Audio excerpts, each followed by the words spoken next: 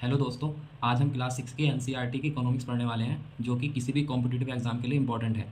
Last कुछ previous years में, जैसे कि 2023, 24, 25 में, जैसे कि एसएससी स्टेनो 2025 में इससे क्वेश्चन आया था, और यूपीपीटी 2023 में भी इससे इंपॉर्टेंट क्वेश्चन आए थे। तो आइए इस चैप्टर को डिस्कस करते हैं, जिसमें पहला टॉपिक आपको देखने के लिए मिलेगा नॉन इकोनॉमिक एक्टिविटीज़। वो एक्टिविटीज़ होती हैं those don't contribute directly to national income. इसका मतलब यह है कि इसमें किसी भी तरीके से मनी का जनरेशन नहीं होता है।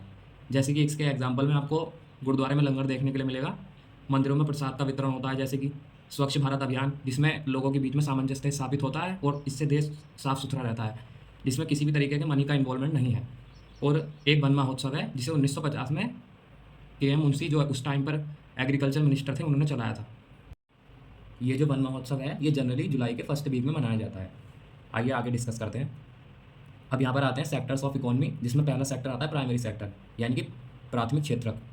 इसमें जो एक्टिविटीज़ होती हैं, the group of activities involve the extraction of raw material directly from nature, यानी कि इसमें जो कच्चे पदार्थ हैं उनका सीधा नेचर से उन्हें निकाला जाता है।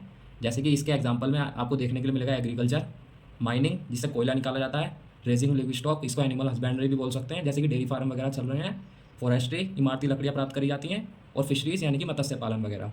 और इसमें आपको रेड कॉलर वर्कर जनरली मिलेंगे। और ये जो प्राइमरी सेक्टर है, मेनली रूरल एरियाज में एम्प्लॉयमेंट प्रोवाइड कराता है। Let's be further discuss the secondary sector.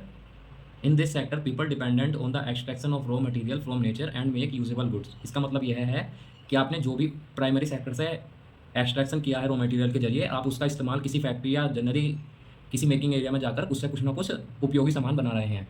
जैसे कि आप देख लीजिए एग्जांपल में इलेक्ट्रिसिटी, जो जनरली कोयले के उत्पादन से हम बनाते हैं, वाटर सप्लाई जो पाइपलाइन के थ्रू हमारे पास आती है, कंस्ट्रक्शन वर्क, किसी भी चीज़ का कंस्ट्रक्शन वर्क, चाहे बिल्डिंग बन रही हो, कुछ बन रहा हो, ये सब सेकेंडरी सेक्टर में आता है। फैक्ट्रीज, जैसे कि ऑटोमोबाइल फैक्ट्रीज हो गई हमारी, फार्मास्यूटिकल फैक्ट्रीज, जिस किसी भी तरीके की फैक्ट्री में कुछ बन रहा होगा, वो भी सेकेंडरी सेक्टर के अंदर ही आएगा। सोलर पैनल, क्योंकि इसमें सोलर एनर्जी सन का इन्वॉल्वमेंट होता है, इसलिए ये भी सेकेंडरी सेक्टर है। इसमें आपको blue collar worker generally associated मिलेंगे। इसमें तीसरा सेक्टर आता है टर्शरी सेक्टर, जिसमें हम नो प्रोडक्शन प्रोवाइड, जिसमें किसी भी तरीके का कोई उत्पादन नहीं होता है, और इसमें इंटेंजिबल सर्विसेज होती हैं। और ये जो सेक्टर है, ये दोनों सेक्टर को कॉम्प्लीमेंट देता है, यानी कि उन्हें पूरा करता है, और इसे हम सर्विस सेक्टर भी कहते हैं, क्योंकि इसमें बेसिकली सर्विस प्रोवाइड कराई जाती है। जैसे कि बैंकिंग आपको सर्विस प्रोवाइड कराता है, ट्रांसपोर्टेशन इसका एग्जाम्पल है। जैसे कि हम लोग ने जो भी प्राइमरी सेक्टर से निकाला, उसको ड्राइवर के जरिए फैक्ट्री में पहुंचाया जाएगा, तो वहाँ पे ट्रांसपोर्ट इन्वॉल्व हो गया। इस तरीके से टर्शरी सेक्टर में वो आ जाएगा। इसी में आपको ट्रेड देखने के लिए मिलेगा।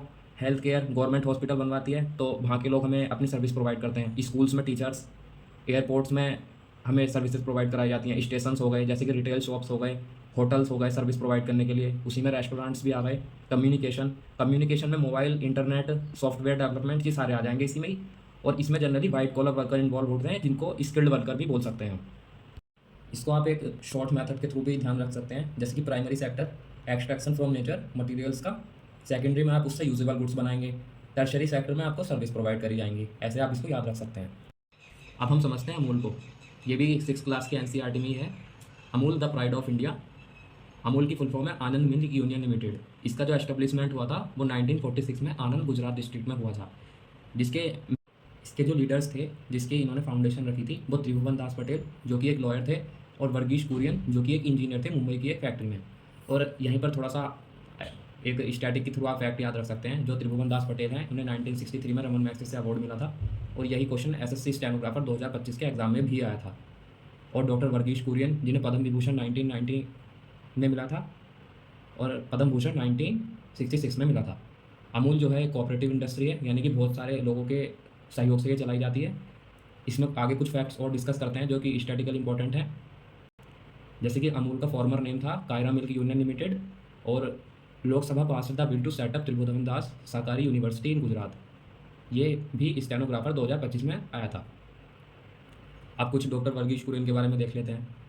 डॉक्टर वर्गीश कुरियन जो हैं, responsible for the longest running Amul ads throughout the decades. इन्होंने अमूल के दशकों तक सबसे लंबे एड्स चलाए थे, उसके लिए ये रेस्पॉन्सिबल हैं।